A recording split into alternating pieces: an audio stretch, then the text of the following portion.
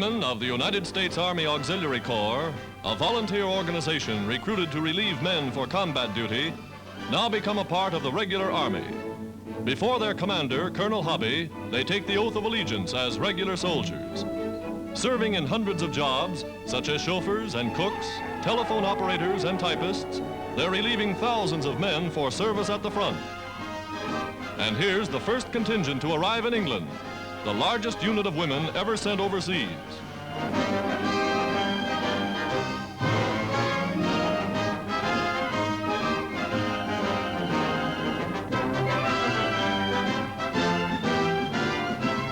Here they'll staff training centers, man airports and control stations, and like all women, their first thought is to make themselves at home.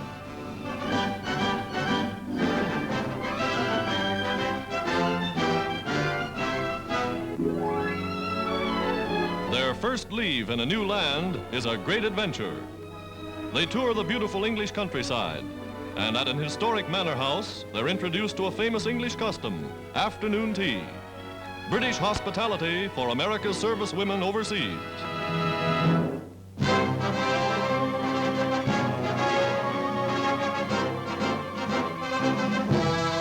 In Hollywood studios, an army of skilled technicians produce hundreds of motion pictures every year. Today, the great studios work not only to supply entertainment to people at home, but have dedicated their resources to the armed forces wherever they serve.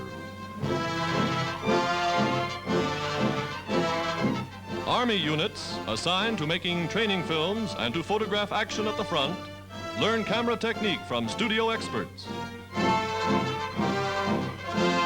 In laboratories and cutting rooms, men in uniform are preparing their own productions. They study training films made by the industry and films made by their own signal corps. Whether it's how to put on a gas mask or how to handle a gun, everything is covered in Army motion pictures. The latest feature pictures made for theaters are reduced to 16mm size for showings at Army camps at home and overseas. Every week, Army planes transport 150 features, some 200 newsreels and short subjects to fighting forces around the world. In recreation centers, stars such as Ann Miller and Linda Darnell, John Garfield and Betty Davis are helping entertain servicemen. Lovely Greer Garson, little Judy Garland, beautiful Hedy Lamarr, popular Betty Grable. At home and abroad, people of the motion picture industry are trying to do their bit for fighting men of the United Nations.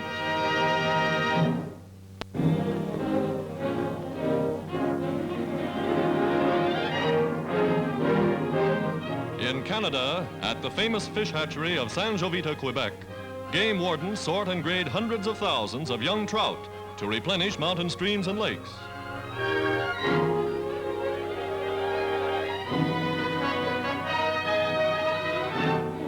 Airplanes are used to reach remote bodies of water.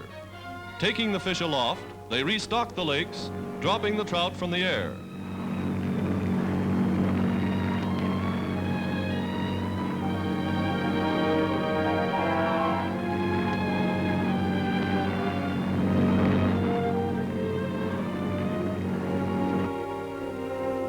First customers, French-Canadian soldiers home on leave.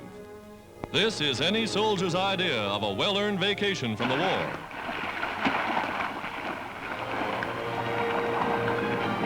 There's a 5-pound trout on that line, and they land him like veteran fishermen. A real meal, this, right out of the water.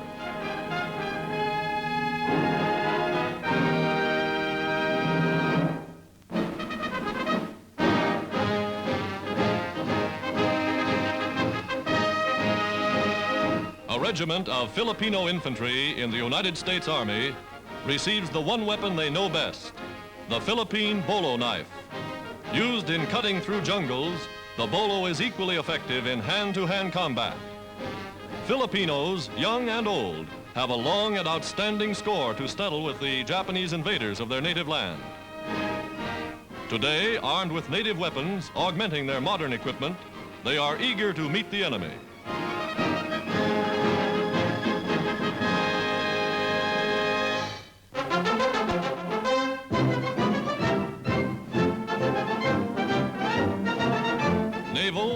cadets, 1,000 miles from the sea, learn the technique of flying with the fleet. In battle formation, they take off for their floating base of operations on one of America's Great Lakes.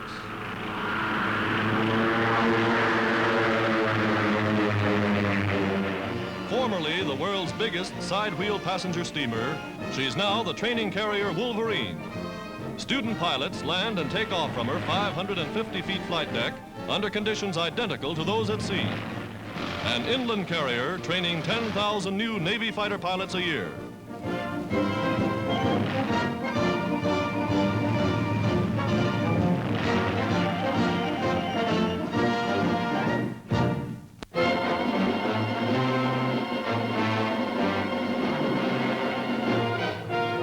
Lieutenant General Patton, commanding the American 7th Army in Sicily, leaves headquarters in an armored car as United Nations forces continue to sweep northward in their drive to occupy the entire Italian island.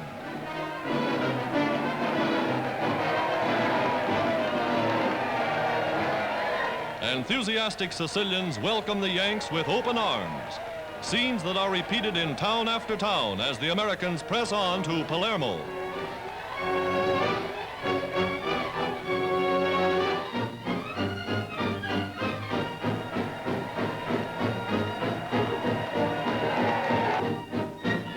Civilians, eager to cooperate, voluntarily surrender their weapons to the Allied authorities.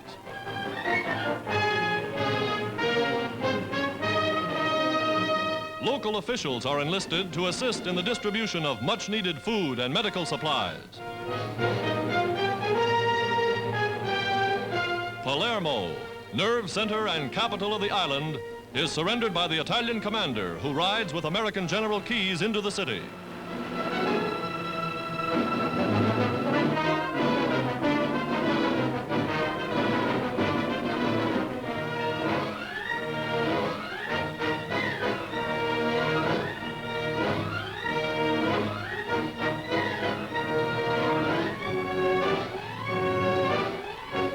Palermo's harbor, blasted by Allied bombers, is blocked to all access shipping. The occupation of Palermo by United States forces, a dramatic and historic moment for the people of Sicily.